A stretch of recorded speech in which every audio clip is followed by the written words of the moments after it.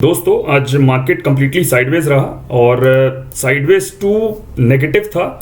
ये जो negative pressure है ये मेरे को मॉर्निंग में ही दिख गया था। हमने भी पुट लिया था फिन निफ्टी का, बट जस्ट बिकॉज ये जो पूरा रेंज बाउंड रह गया मार्केट आज कंप्लीटली साइडवेज था और एक तरफ भी मार्केट मूव नहीं किया, इसलिए हमारा जो फिन निफ्टी का जो पुट था उसमें हमारा एसएल हिट हुआ।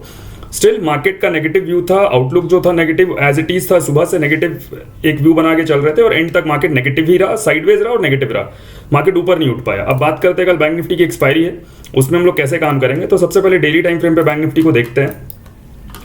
बैंक निफ्टी में एक पॉइंट आप बस समझ जाओ, यहाँ पे ये जो लेवल है ना 48,300 का, ये जो लेवल है 48,300 का, 48,299 मतलब 48,300 हो गया ये लेवल। इसके ऊपर बैंक निफ्टी एक्सट्रीमली बुलिश हो जाएगा।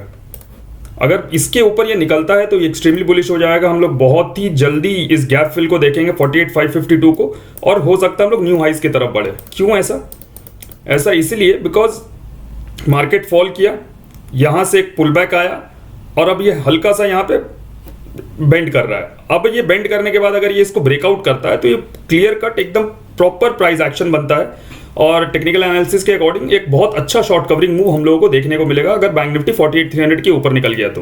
15 मिनट चार्ट्स पे आते हैं और बात करते हैं काम कैसे करेंगे। देखो कल का मार्केट ट्रेड करना कंपैरेटिवली इजी होगा अगर बहुत बड़ा गैप अप या गैप डाउन ना खुले तो। वाई? बिकॉज मार्केट ने हम लोगों को आज एक रेंज दे दिया है।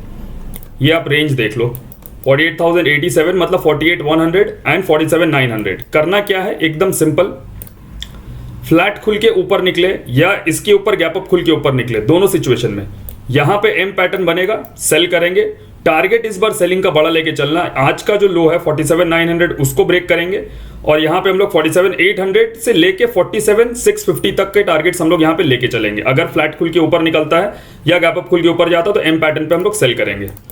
सिमिलरली अगर ये फ्लैट खुल के नीचे आता है या गैप डाउन खुल के ये नीचे की तरफ ट्रेवल करता है, 47,900 को ये ब्रेक करता है इमीडिएटली पहले 5 मिनट 10 मिनट में, यहां पे सेल मत करना, यहां वेट करना एक डब्ल्यू पैटर्न फॉर्म होने का। अगर यहां पे डब्ल्यू पैटर्न फॉर्म होता है और उसका ब्रेकआउट होता है तो बहुत ह्यूज शॉर्ट कवरिंग हम लोग को देखने को मिलेगा और हो सकता है 48,300 को ऊपर की तरफ ब्रेक कर दे। इतना बड़ा यहाँ पे टारगेट देखने को मिल सकता है। पहला टारगेट इस सिचुएशन में रहेगा 48,100, सेकंड टारगेट 48,300 और 48,300 ब्रेक हुआ तो थर्ड टारगेट विल बी 48,500। एकदम सिंपल है, इससे ज्यादा कल बैंक निफ्टी में हम लोगों को कुछ नहीं करना है। निफ्टी की बात कर लेते हैं, 15 मिनट के चार्ट्स पे निफ्टी को देख लेते हैं। एक बार डेली टाइम फ्रेम पे निफ्टी देखते हैं कि किस तरीके से निफ्टी बिहेव कर रहा है। देखो सिमिलर एकदम व्यू है। एक कंसेप्ट आपको याद होगा, डोजी कंसेप्ट, जिसको मैं हमेशा आपको बताता हूं। देखो यहाँ पे कितना प्रैक्टिकल उसका इंप्लीकेशन है। यहाँ डोजी बना, मैंने क्या बोला है, अगर डोजी के ऊपर खुला या डोजी के ऊपर निकला पहले, मतलब फर्स्ट मूव जो होता है, तो वो हमेशा रिवर्स कर जाएगा। देखो इसके ऊपर खुला, रिवर्स करके नीचे आ गया, ये ऊपर नहीं जा पाया। ये डोजी का एकदम परफेक्ट मीनिंग है। यहाँ पे देखो ये डोजी बना था, इसके ऊपर खुला, थोड़ा ऊपर गया और देखो रिवर्स कर गया। तो डोजी कंसेप्ट हमेशा याद रखना, आपको बहुत यूजफुल रहेगा। इस पे भी सिमिलर फंडा अप्लाई होता है निफ्टी के ऊपर। अगर निफ्टी 22,450 इस जोन के ऊपर अगर ये निकला 450 के ऊपर तो बहुत अच्छा अप मूव देखने को मिलेगा। पहला टारगेट 22,500 और 22,500 के बाद हम लोग इन लेवल्स को 600, 670, 800 मतलब ऑल टाइम हाई को हम लोग बहुत जल्दी टच करते हुए देखेंगे। वाई? सिमिलर कंसेप्ट, क्योंकि यहां पे मार्केट में फॉल आया, मार्केट ने रिबाउंड लिया, अब ये बेंड कर रहा है और अगर इसका ब्रेकआउट होता है तो बहुत तेज शॉर्ट कवरिंग यहाँ पे ट्रिगर होगा और जितने भी स्टॉप लॉस, जितने भी यहाँ पे एसएल लगे हुए सारे हिट होंगे सेलर्स के और मार्केट में स्ट्रॉन्ग रिकवरी हम लोगों को देखने को मिलेगा। 15 मिनट चार्ट्स पे इसको भी डिस्कस कर लेता है कि काम कैसे करेंगे।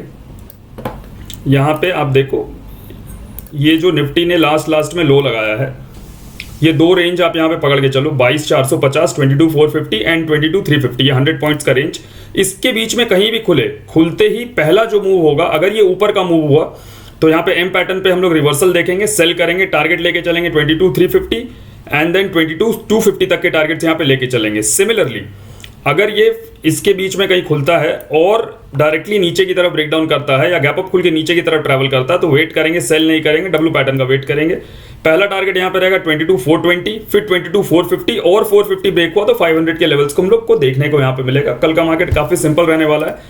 अगर इन दो रेंज को ये ब्रेक नहीं किया तो आप समझ लेना ये कल फिर से साइडवेज हो सकता। बट जहां तक मैं देख पा रहा था बैंक निफ्टी के कुछ एक्सपायरीज को अगर हम लोग यहाँ पे नोटिस करें, डेली चार्ट्स पे हम लोग आते हैं और एक चीज हम लोग यहाँ पे चेक करते हैं कि बैंक निफ्टी के प्रीवियस एक्सपायरीज में क्या हुआ है। सो 17, 10 और 3, ठीक है। 17 अप्रैल को क्या हुआ था,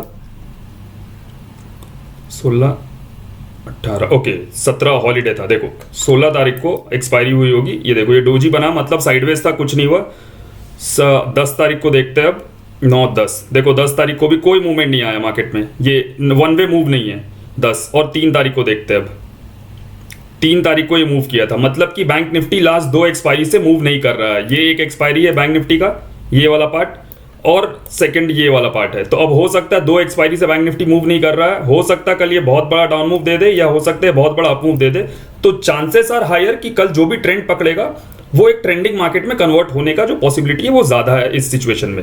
होप आपको वीडियो अच्छा लगा होगा। मेरे साथ ट्रेड करने के लिए, ट्रेडिंग सीखने के लिए आप हमें टेलीग्राम पे मैसेज करिए, टेलीग्राम का लिंक आपको कमेंट बॉक्स में मिल जाएगा। वीडियो अच्छा लगा हो तो प्लीज लाइक एंड शेयर करिएगा। मिलते हैं नेक्स्ट वीडियो में, थैंक यू।